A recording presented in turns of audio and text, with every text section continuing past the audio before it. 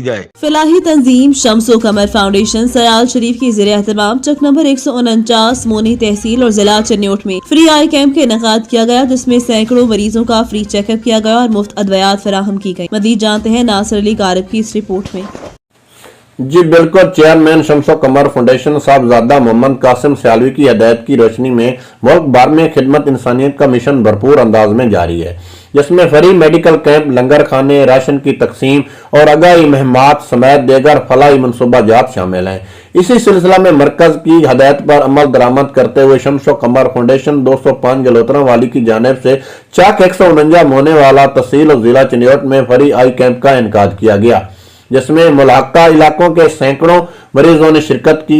एक रोजा कैंप में 205 मरीजों का चेकअप किया गया, जिनमें से 11 मरीजों को सफेद मोतिये का ऑपरेशन तजवीज किया गया, जो डॉक्टर कैप्टन मोहम्मद खालिद डोगर की रैशगाह वापडा टाउन छोटा माने वाला फैसलाबाद में 5 जनवरी बरोज मंगल को फ्री किया जाए।